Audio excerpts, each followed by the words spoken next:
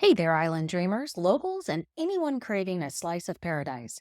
Welcome back, or welcome for the first time, to the Fun and Key West podcast, where the vibe is always laid back, the stories are salty, and the drinks, well, they're definitely frozen. I'm your host, Michelle O'Connor, your unofficial tour guide to the Conquered Public. Whether you're planning your first trip, your fifth trip, or you're just daydreaming about trading the cubicle for the ocean breeze, you are in the right place. Here's the deal. This podcast is your insider's guide to all things Key West. We're talking where to eat, hello, conch fritters and key lime pie, where to drink, spoiler alert, there will be rum, where to stay, and all the quirky, wonderful things that make Key West the one-of-a-kind paradise we all love. Plus, we'll keep you up to date on the latest happenings, festivals, events, maybe even the occasional Hemingway lookalike sighting. And just to keep things spicy, we'll be bringing on some amazing guests now and then, locals, business owners, and people who know the island like the back of their sandy hand. So grab your flip-flops, pour yourself a cold one, and let's escape to the island state of mind together, whether you're tuning in from your hammock or your commute, while wishing it was a hammock. We've got all the Key West goodness coming your way.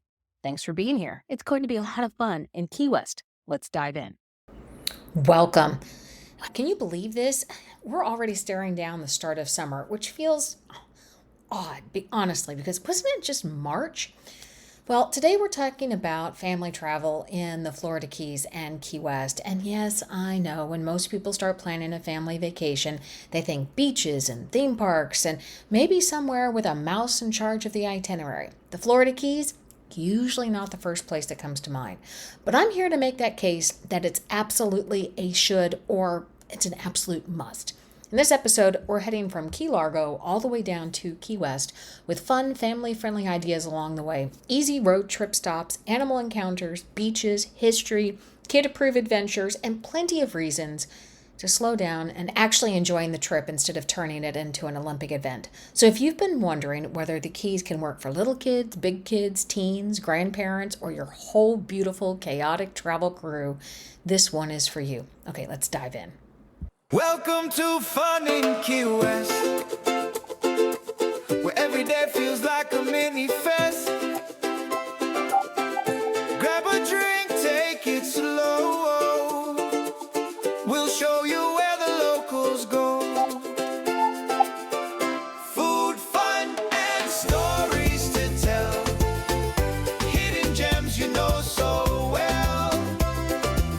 Your Key West experts here to say it's fun in Key West every day.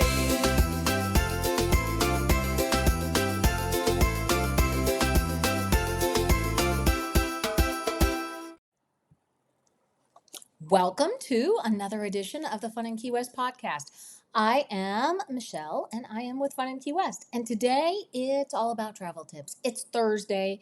We are heading into the Memorial Day weekend of 2026. Can you believe it? We are already getting ready to start the summer season. And I thought about this. And when we talk to a lot of people about Key West and the Florida Keys, families don't come up a lot. I get it. I understand that. So that's what we're going to talk about today is things to do in the Florida Keys with families. If you've got suggestions, questions, if you just want to say hi, I'm here, drop it in the comments and we'll do a shout out. But let's dive into this. We are looking at the beginning of the summer season. I know it's hard to believe. And when you start thinking about your family summer vacation, you're thinking of the beach, you're thinking probably theme parks, you're thinking of every place but the Florida Keys and Key West. Now, I'm going to kind of stop you there. I think the Florida Keys and Key West is a great place to spend a vacation with a family, be it spring break, be it the holidays, be it summer. I think there's a lot of things to do for families, no matter what age your kids are, from little ones all the way up to adult ones. So there's a lot of things that you can do. And today we're going to talk about from Key Largo all the way down to Key West and give you some ideas of things to do. There is, yes, I know in Key West, you have Duval Street, you have the nightlife, you have live music, you have cocktails. I could argue that at up into the Orlando area at the theme parks, you have live music, you have cocktails, you have lots of things to do. So I think it's just a way that you frame it and the way that you decide how you're going to spend your day. Much like how I always tell people, if you're planning to travel with kids, this is not a trip where you are going to be going from the moment you get up to the moment you lay down at night and it's go, go, go, go, go. This is going to be a relaxed trip, and we're going to talk about how to make it that way. We're going to run through an itinerary of a way to explore all of the keys. But first, I want to talk about our sponsor today. This episode of the Fun in Key West podcast is sponsored by Fury Water Adventures in Key West. And if your family wants to get out on the water, Fury offers a lot of adventures that can work for families, including snorkeling, glass bottom boat trips, dolphin watching, sunset cruises, parasailing, jet ski tours, kayaking, paddleboarding, and so much more. Head over to FunInKeyWest.com/Fury and learn more about what they're offering. So let's dive right in. We're going to start off with, like I said, the right mindset. And I think that's important. What is the mindset that you're going to have as you approach this trip? Again, this is not a go, go, go vacation. This isn't a theme park where you're starting with rope drop and going until they kick you out of the parks.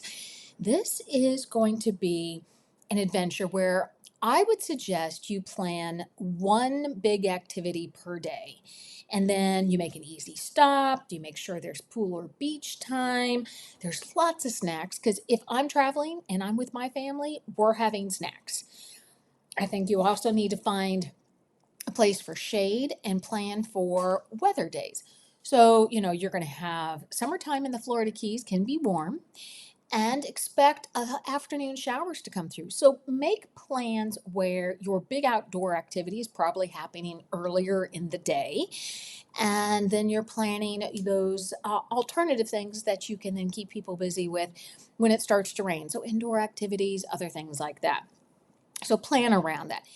It's going to be a moving target day to day. It is Florida. It is that fun weather pattern that we always have, which is called summertime. But even if you're coming to the Florida Keys during spring break, again, you're just going to watch the weather like you do on any trip. But let's start with Key Largo. Key Largo and kids, and it works. This is why Key Largo works. It's a great first stop, especially if you have flown into Miami or Fort Lauderdale. This is going to be a really easy first stop. You're in the Keys without having to do that long drive all the way to Key West in one day. It's a great place for families because they have experiences there for marine life and coral reef experiences. And you've officially arrived in the Florida Keys, but you haven't done that long drive all the way down yet. Some places to put on the agenda here would be John Pennekamp Coral Reef State Park, because you could go out there and you can explore the coral reef, you can see the marine life, you can take a glass bottom boat tour. So if you've got little ones or kids who really don't want to get out into the water, you've got the glass bottom boat tour. If you have people in your family, in your group who like to snorkel, there's amazing snorkeling right there in Key Largo. And that could be your big adventure day. You either go out on a glass bottom boat or you go snorkeling. Again, these are going to be weather dependent. Make sure you book these ahead. I never say that you're going to be able to get one of these experiences the day you arrive for the next day or that exact day. So make sure if this is a must-do thing, you have these planned out. Make sure, I've got all my notes here, so you're going to see me flipping papers here. Make sure you check the experiences on age requirements so that you aren't disappointed when you show up, and comfort levels and expectations of what it's going to take. And so let me pause here and see if we have anybody in the chat. So we have somebody, hello, Michelle, and they are from North Carolina. Thank you so much for watching and for saying hi. So let's dive back in. The next stop that we're going to highlight, and keep in mind there is a bunch of places in between Key Largo and Island Murata, but let's talk at some places. I think a really cool place to stop for, even if you don't have kids with you, but you're traveling with kids and your family in Island Murata, is the Rain Barrel Village. This is where that giant spiny lobster named Betsy is, and you can stop there, and it's at mile marker 86.7 on the Bayside. So you have open air shops, you have local artists there, you have handmade crafts, jewelry, souvenirs, food. It's a great place just to get a picture with Betsy, to check out some of the local artists, and to stretch your legs. I think this is a great place also just to pause and not worry about that you have to keep the kids sort of contained. You can wander around. In the back of Barrel Village, there's little shacks, I'm going to call them shacks, cottages that everybody has set up. So it's an experience. The kids can wander and check out things. Fun fact, Betsy is 30 feet tall and 40 feet long. And she's made of fiberglass, and she is iconic as you drive down the Florida Keys there. Another thing that you might want to check out is Robbie's Marina. There you can feed the tarpon. Here's where I'm going to say this is world famous for feeding the tarpon. You can buy a pail of fish, and I think right now it's about $3. You also have shops and a restaurant and everything there, and you can also do water sports and all of those things. Kids are going to love this because there's those huge tarpon that you can see being fed. It's a memorable activity. It's a quick activity. So if you just need to entertain the kids for a little bit, get them out of the car, walk them around. It's a great quick entertainment. It's a great road stop. It's fun for the older kids that like these animal adventures. Here would be my caution. If you're traveling with smaller kids that could be spooked or startled, this may do that because these tarpon are very, very, very big and they're fast. And so be careful about all of that. Make sure that you watch your kids. And this isn't going to be where the little one is going to be feeding the tarpon. The little one is going to be watching somebody else feed the tarpon. Another fun thing, though, if you've got kids and you want to entertain them and when you want to spend a little bit more time wandering around, check out Theater of the Seas. Or Theater of the Sea. It's located there in Island Murata. You have dolphin and sea lion and parrot shows. You also have fish and reptile tours, and you can see tropical fish and sharks and sea turtles and stingrays and alligators and oh my, so many things to see. This is a great place for families that like to see animal shows and want to enjoy the marine life in just one stop.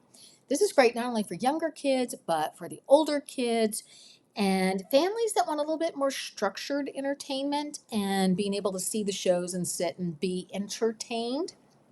And so it's a break from like those beach only activities. If you are stopping in Island Murata and you're looking for some places that the family can gather around, some places that came up whenever I wandered through the interwebs and have been traveling up and down the highway, here's a few ideas. You have Robbie's Hungry Tarpon. So right there, if you're feeding the tarpon and doing that stop, they have food right there. You do have Lazy Days in Isla Mirada. They do have a kids menu. They have a sit-down place, so you're going to be more of a sit-down with a view, but they do have a kids menu. Papa Joe's Waterfront, this is a cool place. They are dog-friendly and family-friendly. They have an outdoor space that you can wander around, cornhole, all of that. They do have a tiki bar, but that is for 21 and older. So don't plan to be going there if you are traveling with younger ones. But it's a good place if you want the kids to get up and move around and walk around. If you are traveling down through Island Mirada in breakfast time or early lunch, check out Midway Cafe. It's a great breakfast, coffee stop. It has that road trip feel because you're just going to pop in and pop out. It's very casual, especially if you're just driving through.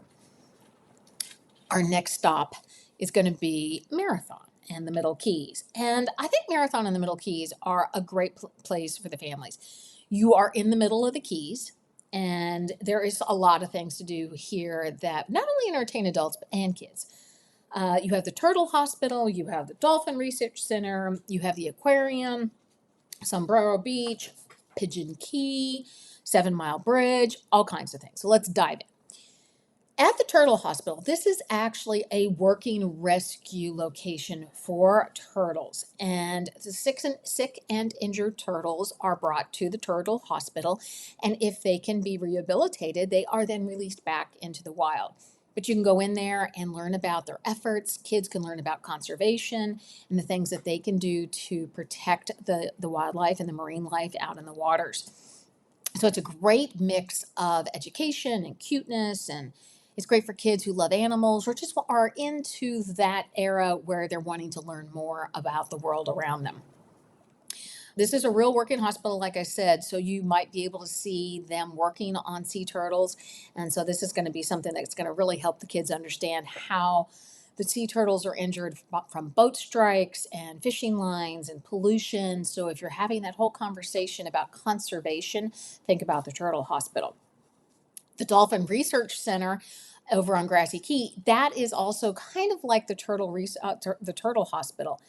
This has a place where dolphins that are trying to be rehabilitated are taken, or those that are not going to be able to be released back into the wild are taken care of.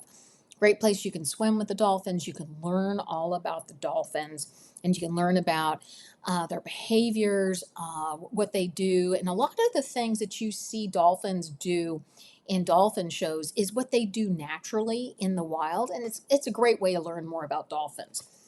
Some experiences may be for an extra cost, so keep that in mind. You also have the aquarium, and this is located in Marathon, and you can see fish and sharks and Monterey eels, gators, seahorses, a large grouper, rays, turtles, tortoises, so much more. They have a touch tank there. And for some extra fees, you can, I believe, get in the tank. So be sure to check out what's required and all of that. So it's great for young kids because they have these hands-on elements. But it's a nice interruption if the weather kind of goes a little bit sideways, and you can hop in there and get out of the weather, the rain, and all of that. If you are traveling with kids who love trains or are into history and transportation and how things are made, make sure you put Pigeon Key on that bucket list. It's originally a railroad construction camp for when they were building the 7 Mile Bridge in 1908. And after Henry Flagler's railroad was completed in 1912, Pigeon Key became a bridge tender maintenance camp. So that's where the people who needed to maintain the bridge stayed. They offer guided tours, and you can reach Pigeon Key by walking, biking, or riding the train across the old historic 7 Mile Bridge. So this is kind of a really cool place to check out, especially if you want to learn more about the Overseas Railroad. Again, if you've got a kid that's 100% into trains, be sure to check that out. Beautiful views. And it's one of those places where as you're traveling down and you look over and you see Pigeon Key, the kids are going to always remember, hey, I've been there, and they're always going to want to go back. If you're looking for a beach, be sure to check out Sombrero Beach. It's located in Marathon, and it's one of the better sandy beach options in the Keys. Remember, the Florida Keys aren't necessarily known for their beaches. You're not going to have a lot of surf. You're not going to be surfing in the Florida Keys, but it's a great place to have a picnic and take the younger kids. Be sure to check your conditions. Again, weather, you never know when things are going to be a little bit different. But make sure that you get to stop and stretch your legs and check and put your feet in the sand, right? If you're looking for places to stop and have a snack or a meal in the Marathon Middle Keys area, be sure to check out Keys Fisheries. This is a great place for seafood. Casual, you can, if you've been out fishing with the family, you can bring your catch in and they will cook it for you. You also have Burdine's Waterfront, so they're known for their burgers and their fries and that relaxed Keys feel. And it's good for kids because it's not that overly fancy. You also have Island Fish Company, waterfront dining, very casual, great for families that are looking for seafood and a lot of those views. And if you're looking for something sweet, be sure to check out Sweet Savannah's. Cupcakes, ice cream. Yes, of course, we're going to stop at Sweet Savannah's. Now we're about an hour and a half, hour and 20 minutes, depending on traffic outside of Key West, and we are now in Duck Key. And this, I think, is a great location if you're just wanting to find a base. If you decide not to do your base in Marathon, maybe you decide to do your base in Duck Key. And here you have Hawks Cay Resort. This is a great resort for families. I think right now they're running a special that kids under 12 eat free, but they have a lot of amenities that are attached in with the resort and included in your resort fee. It allows you to not have to pack and unpack all the time. Maybe this becomes your base and you go up or down the Keys from here. But you have a pool there, you have all the amenities, a spa, they have all the water activities that you can do. And you're again central-ish in the Keys for a location. And it's great if you travel with younger ones because this will offer you a place for downtime. And of course, right there, if you're staying there or heading on down, you got Bay Honda State Park. This is a really great place. Got a nice beach. You can walk up to remnants of the old overseas railroad. It kind of comes together, and you can see the Gulf and the Atlantic. It's a really cool place to go. So be sure to check that out at Bay Honda. If you are camping and traveling up and down, there are multiple camping spots along the Florida Keys that you can do, and there is a state park there that you can camp out. Be sure to go online, check out the availability of reservations. Don't assume if you show up there is going to be a reservation. Other things that you want to check out when you're in this area, obviously you're going to go into Big Pine Key and you're going to check out the National Key Deer Refuge. Stop in and learn the history of how this was put together. It is an amazing story. And the key deer are just too cute. They are protected, so be sure you slow down. Do not feed them. They are not pets. They are protected and they are wild creatures, so be sure to be responsible about that. And then try not to take selfies with them. They don't like that. So now we are heading into Key West. And I know a lot of you are going to push back on me and say, Michelle, there is no way the families can have a good time in Key West. Well, I disagree. I think there are wonderful things that you can do with kids in Key West. You have the conch train. You could hop on board. The kids are going to love to get on the conch train and explore Old Town. If you want to go out a little bit longer and take them for a little bit longer, you can hop on the trolley, which allows you to do a hop on and hop off. You cannot do a hop on and hop off with the conch train right now, but with the trolley you can. So maybe you want to do a little bit more exploring, and this allows you to bring them onto a trolley. And how fun would that be, right? Of course, you have Fort Zachary Taylor over there, and you can explore the beach and the Civil War fort, especially if they are studying the Civil War in school. This would be a great place for them to stop. Ghost tours, that's going to depend on the age of your kids and what they're willing to do. Believe it or not, there are some free things that you can do in Key West with your family. Check out the Florida Ecosystem or the Florida Keys Eco Discovery Center. That is free. It's over in Truman Annex. It is air conditioned and free.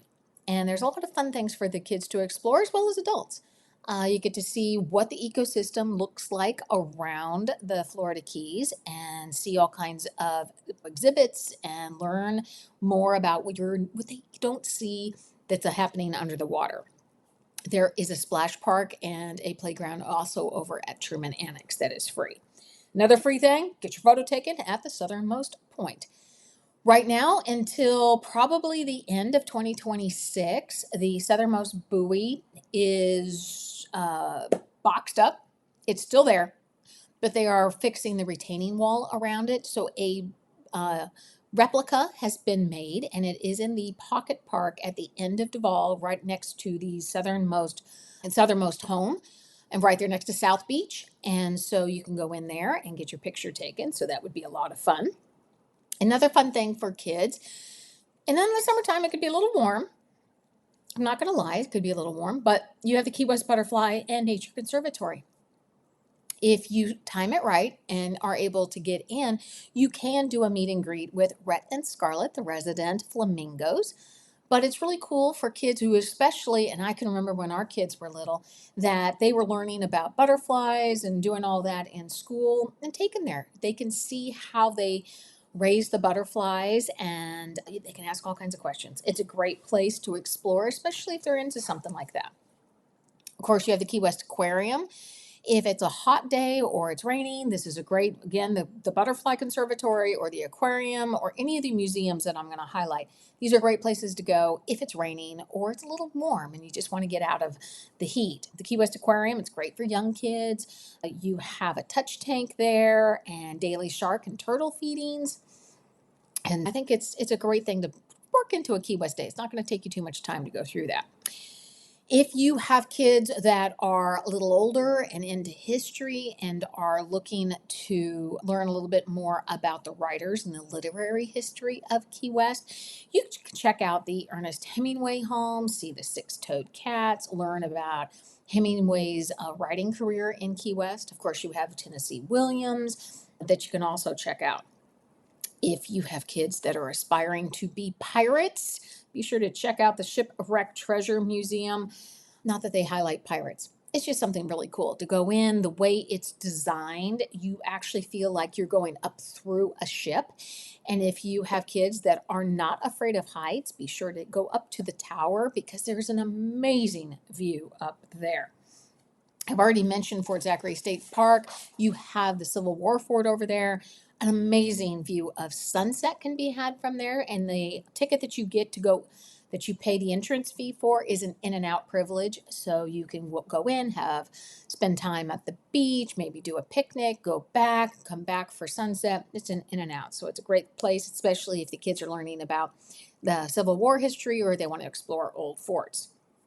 Another free thing to do is the Mallory Square Sunset Celebration. Here it starts about an hour before sunset, goes for about an hour after sunset. This is classic Key West. You see all of the street vendors out there and the performers, and they can people watch, and there's food and popcorn, and you can wander around and just listen to people play music and be entertained, and then see the world famous Key West sunset. Nothing better than that, right? And I'm going to pause here because, again, this episode is brought to you by Fury. And you can go out on, here's an interesting concept that I have. So if you can always learn more about this over at FunInKeyWest.com/Fury. So be sure to check that out. But one of the things they offer is Commotion on the Ocean. And I know you're going to sit there and go, Michelle, I'm not taking my kids on Commotion on the Ocean. Hear me out. It's a catamaran, so it's going to be a little less rocky. You can walk around, and you're not on some of the sunset sails, because it is a sailboat. You come in, you sit, and you're sort of stuck with the people that you are with when you sit down. On Commotion on the Ocean, you have multiple levels and places that you can move to and from. So if you have kids that want to go out, you take them out on the Commotion on the Ocean. It's great for teens. It's great for a little bit of pre-adolescent kids. It's a great way to do that. And I believe that Fury Water Adventures, it helps families experience Key West from the water, and they do an amazing job. Learn more over at FunInKeyWest.com/Fury. So some ideas and options for food in Key West. Oh my goodness. We talk about food in Key West all of the time, don't we?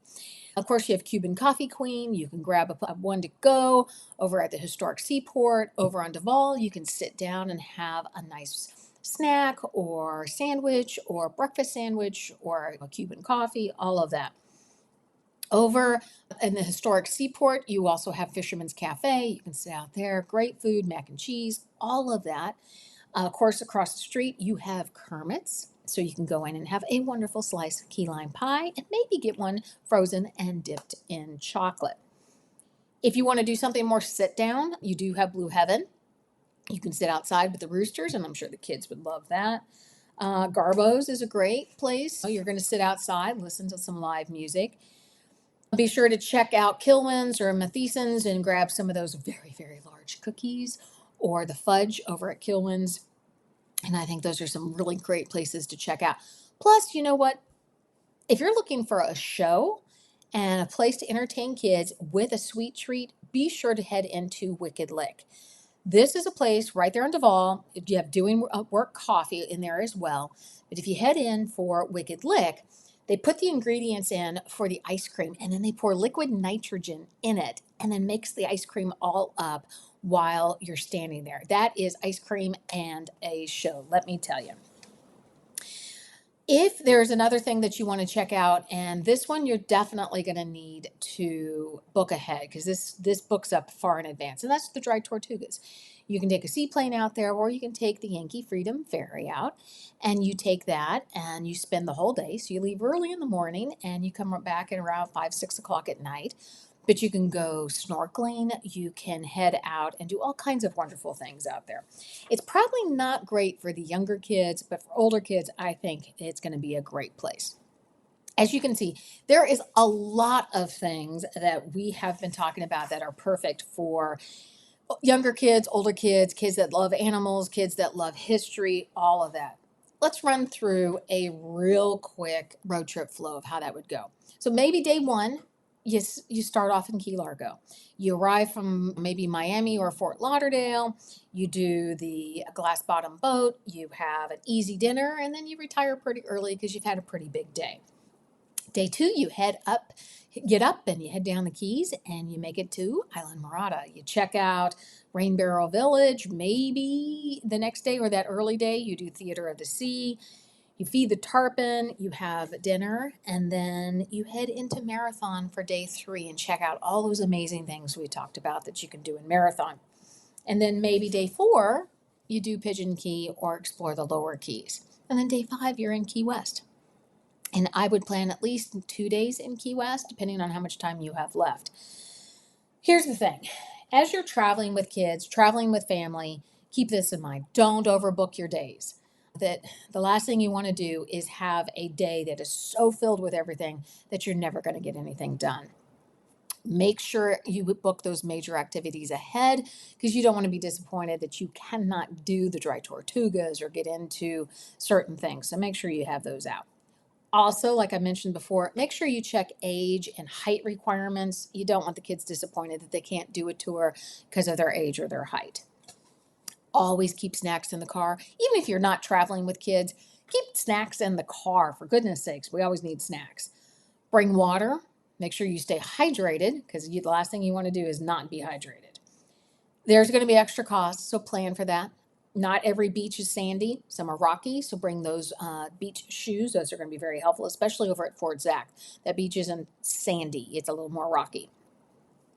So prepare your souvenir strategy because a lot of activities and a lot of adventures have a souvenir shop. So be sure you have that souvenir strategy planned out. Obviously, I'm going to say this over and over, even if you are not traveling with families, build in some downtime because you definitely want to make sure that you have time to relax, take in the day, and enjoy pool time or beach time or just relaxing out on a deck. Use the mornings for the outdoor activities, especially in the summertime, because in the afternoon you might end up with some rain, or it's just going to be actually a little cooler in the morning. That's why you're going to do that. Have a rain plan, so if it does rain, you have something else to do, because the last thing I ever wanted to be is stuck in a hotel room with kids and nothing planned. Make sure you have that reef-safe sunscreen, because we want to protect all the reefs around the Florida Keys. Do not feed the wildlife unless you are allowed to and approved and given the authority to do so. Do not assume you can. And do not touch the coral reefs if you are snorkeling or the marine life. So I think the Florida Keys is a wonderful place for a family vacation. You can make it educational without being boring. You can include beach time without really being on a beach all of the time. You can explore the marine life, history, coral reefs. There's so much to explore. Depending on where you want to take the road, you can go there. And I think Key West is family friendly, especially if you choose the right activities and you don't go wandering down the ball at 10 o'clock at night. So this whole trip does not have to be rushed. There's so many places to stop, pull over, and explore along the way. So as you go down and maybe you're flying back out, so maybe you do some of the things as you head down. And then on the way back up, you hit the ones that you didn't get to do the first time down. So, whether this is your first trip, your next family vacation, or your first full Florida Keys road trip, there are so many family friendly things to do from Key Largo all the way down to Key West. Give yourself some time. Leave room for random stops because it's going to be so much more fun with those random stops. And remember, sometimes the favorite thing about a trip is the things that you did not plan. If you go home and start talking about, remember that trip? It's usually those things that you didn't plan that makes that trip so memorable. Thanks again for our sponsor, Fury Water Adventures. You can learn more over at FunInKeyWest.com/Fury. While you're over at Fun and Key West, make sure you check out all our other guides. There's lots of information over there, more things and activities to do with kids, rainy day activities, all of that. So be sure to check that out. And I appreciate you checking in and let me know. Are you planning a trip this year with family to the Florida Keys? And what is your itinerary? Let me know. Put it down in the comments. In the meantime, you have a wonderful day, and we will be talking to you later. Bye.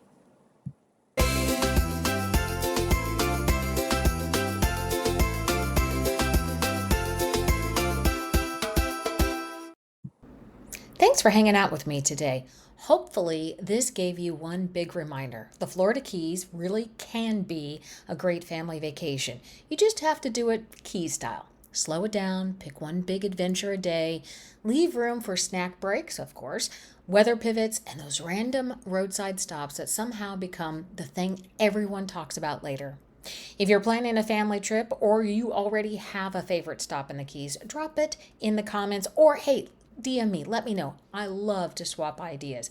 I always love hearing how you all are exploring Key Largo to Key West with your crew.